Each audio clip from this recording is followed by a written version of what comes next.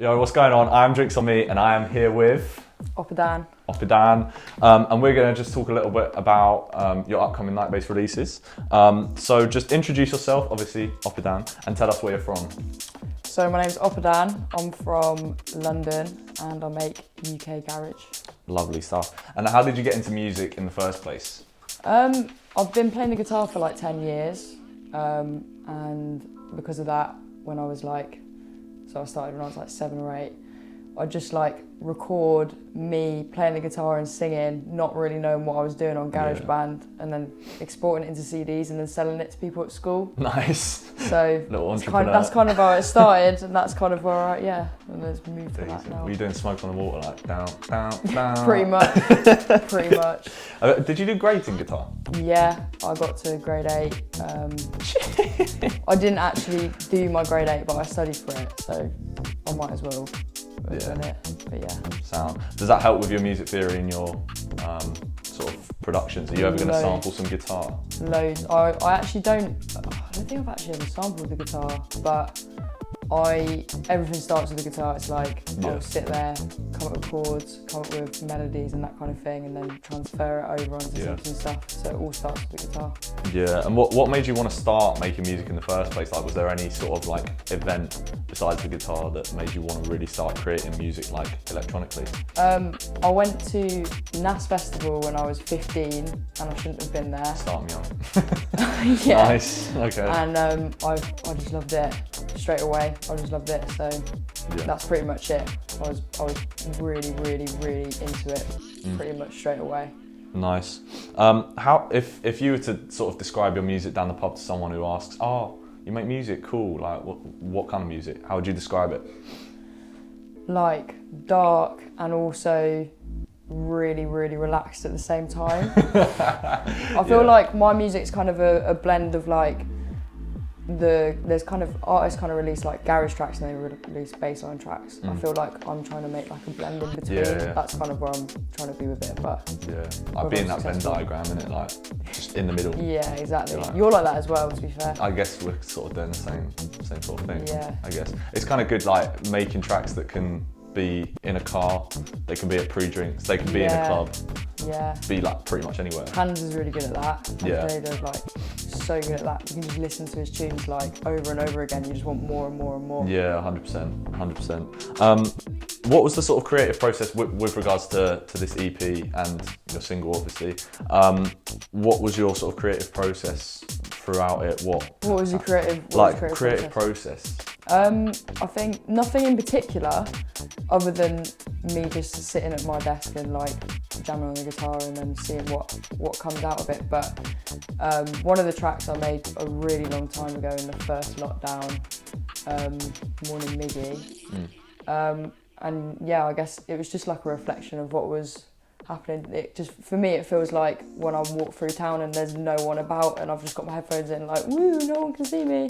That's what that tune is to me, really. That's it, really. 100%. So with regards to the EP as a whole, is there sort of like a storyline, like how the tracks all flow into each other? Is it just like sort of collection of tracks? It's kind of just, I mean, it's more of a collection of things. They're kind of like snapshots from different parts of my like how I've progressed over the last year, I think. Yeah. Morning Miggy being like the start, and then Motorola being kind of in the middle, and then Colgate is one of the newest ones. Yeah. I feel like it kind of shows all aspects from the last year, probably. Would you say you have a favourite on the whole EP? Morning Miggy's my favourite. Is there any reason? Because I don't know actually. I don't know. Yeah. There's just something about it that I don't feel like I could ever do again. Yeah. If that makes sense. No, I hear you. And that's it, really. Yeah. Decent. I've asked you that.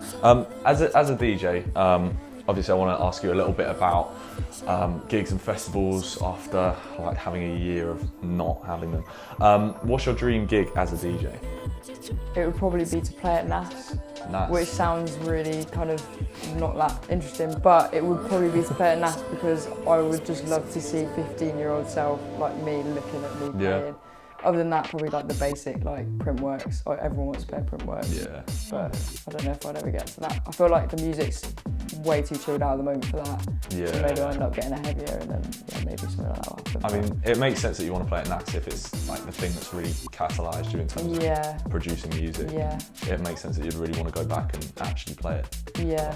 Have you got any gigs coming up? Not a few. Some confirmed, some not. I'm playing at Oxford O2 with Sammy and Nice. Zephyr and Higo, and that's going to be Lovely. Some big names on that. Yeah. Yeah, good stuff. Would you rather play like an intimate gig with like, let's say 50 people in a basement, or would you rather do a bigger thing like 500,000 people? I've never played a big gig, so I don't know whether I'll enjoy it. Yeah. We're going to see. But I think probably an intimate gig. With the kind of music I make, I think an intimate gig, because then I grew up in London, so I love grime, and I like that kind of setting. I feel like it just breathes more creativity. Like I could go home and like write more stuff, but then at the same time I did say that my dream thing would be Printworks, so I don't know. I'm obviously pretty tired on that one. But yeah, true. Yeah, I guess if you have a dream, it's not going to be like a sweaty basement with like 30 people in. Yeah, maybe not in 10 years' time. But it makes sense. So where's the future of Oppidan? Where do you see yourself in like 2 years' time? I literally don't know, to be honest. I don't know about that. Probably still sat in my room with my guitar, with garage drums, trying to fit them together. Yeah. That's probably it. I feel like you need to definitely sample some guitar in there. Yeah, I probably should. I made a couple of like jazz albums before I started making dance music. Yeah. And I learned a lot about production from doing that, even if they're not very good. But I do know how to do it. I just haven't quite found a way to fit it in. Actually, do you know what? I have like little licks in Rewind, the Steppers release, that had like a couple of like guitar licks in that I've recorded. There's a couple of stuff like scattered about. If you listen to it, you'll hear like, oh, there's a little guitar bit there, but it's rare. I don't do it very often. Yeah. And I want to ask you a bit about music theory, which is ironic considering that you were interviewing me about music theory the other day. Yeah. But like with regards to music theory, do you feel like it helps you with your productions? Like obviously with your guitar, you've obviously learnt a lot about like how sounds fit together and all that sort of stuff. Do you think it really helps? If you didn't know it, would you be a lot further behind in your production? I think a lot of my productions rely on the orchestration and the way that the notes are being played more than the production, especially in like the build-ups and stuff. And if I didn't have that knowledge from like when I did like A-level music and stuff, and we learned about like orchestration and what instruments or what parts, and even though they are rules that you probably shouldn't stick to, because you can make some really cool sounds by probably pitching like a cello really high. But like so I learned quite a lot from A-level in that sense. But in terms of like bass music, you don't need to know it. It's useful for like, I suppose, if you're trying to figure out what something is meant to sound like you're trying to pitch a sample up or down or whatever. I find that's really easy if I've got my guitar, because I can literally go, that's the key, and then I can just move it down and then just go like -4 or like whatever. But, If you could only produce like sort of really melodic stuff and garagey stuff, or you could only produce bass line for the rest of your life, what would it be? Melodic stuff, definitely. I feel like it lasts longer. A lot of the bass line tunes come in and out so quickly. But definitely 100%. The melodic stuff. And you're obviously no strangers to night bass as well. You've been on Freshman before. How was that sort of received? Like, were you happy with the response of how your track went down on the Freshman? Yeah, I was pretty blown away, to be honest. I feel like it's such a platform of people that are really accepting of nearly anything that comes out on it, and people were really receiving of it. It was really, really, really nice. I think it's one of my most played tracks, actually. Yeah. But it was sick. Yeah, and obviously like AC now is pushing this sort of garage sound and definitely more of the UK sort of stuff on night bass. So you're excited to how your EP is going to go down on that? Yeah, I'm excited to be one of the first ones as well. It's so nice to be with you and MPH and Badger. That's like why me? But Yeah. but I guess it's like a really good representation of what the sound is at the moment. I think. Yeah. Because it is UK, but it's also got more of a. We've all got a little bit of a twist. I think. Yeah. Out of the people here. Do you feel like in a year's time we'll be talking about US garage in the same way we talk about UK garage?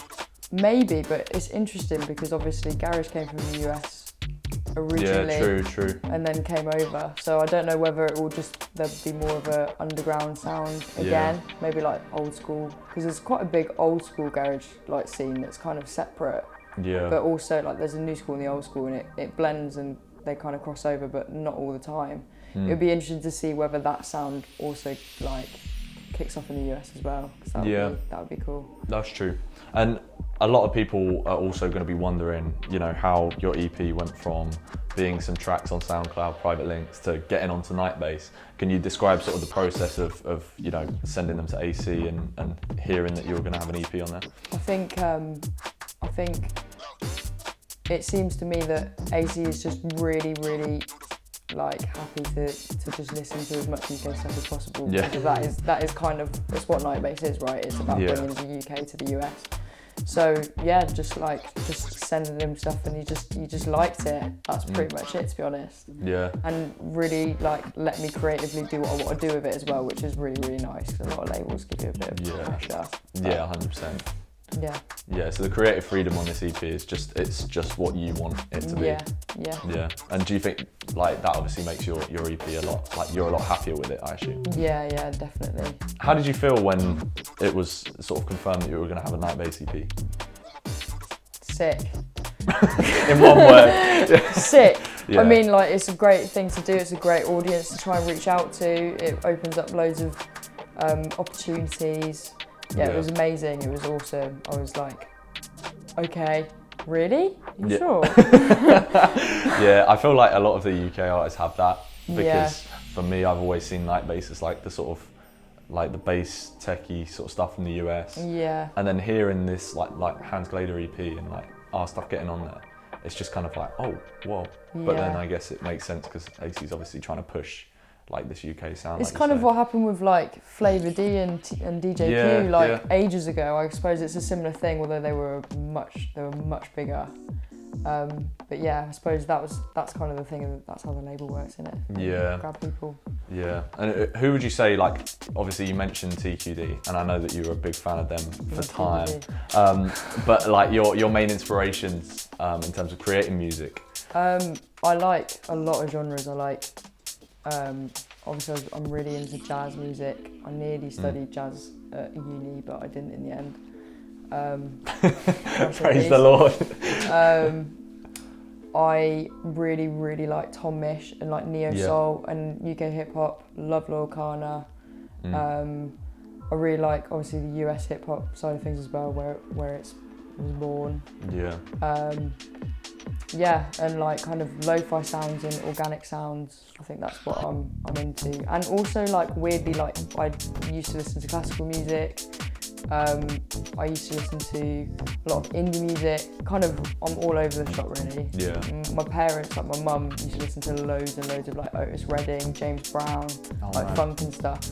So that's kind of in me as well. But I think that doesn't come through as much. But I'm really interested in that stuff. Hopefully, I'll kind of be able to figure that out a bit more. But would you venture out and make more like really experimental, like jazzy stuff in the future? Probably. I really like Flying Lotus and that kind of electronic side of things. Yeah, probably. Do you find it hard to like push the boundaries of music, or do you feel like a lot of people expect a certain type of music from you and therefore you can't really produce other stuff, or do you sort of want to have that creative freedom going forward to make just nutty stuff? I think I'm in that like garage scene at the moment, so it's just like you're pushing quite a straightforward sound. Yeah. But I think the reason why some things work and some things don't is because they've got something to them. I think the tunes that have got like something to it, I can't really describe what it is. Yeah. That aren't just like another garage track. Yeah. I feel like what everyone is doing at the moment is kind of making a neo soul beat or or whatever influences they've got, like Badger with like indie rock, like you said. Yeah. And just whacking a garage beat on it and seeing how it is, and then finding ways to make it work. And everyone's just taking their old influences and then just whacking a garage beat on it. Not just whacking it, but that's kind of how it's moving. Yeah, definitely. Yeah. So you want to sort of like go forward and produce just like different genres? Yeah, I think the only difference really is just the beat. Really, it's just like, that's true.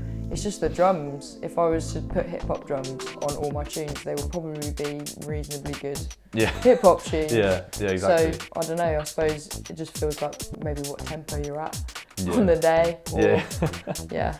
Yeah, you can pretty much make like any tune you want, just whack it at different tempos. It's just a different genre. Yeah, speed it up, drum and bass straight away. It's liquid tune. Yeah, are we going to get any Oppidan drum and bass? This isn't my real question. No, I made one drum and bass tune, and I've got, obviously I live in Bristol, and there's just loads of drum and bass, and it's just very saturated.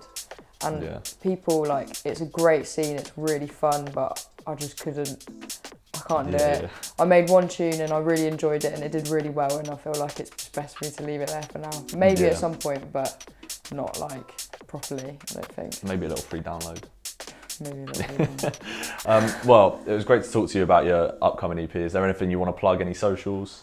It's DJ Oppidan on Instagram and DJ Oppidan on Twitter. And DJ Oppidan on Facebook. Lovely. DJ Oppidan. Get at it. Lovely stuff. Enough said.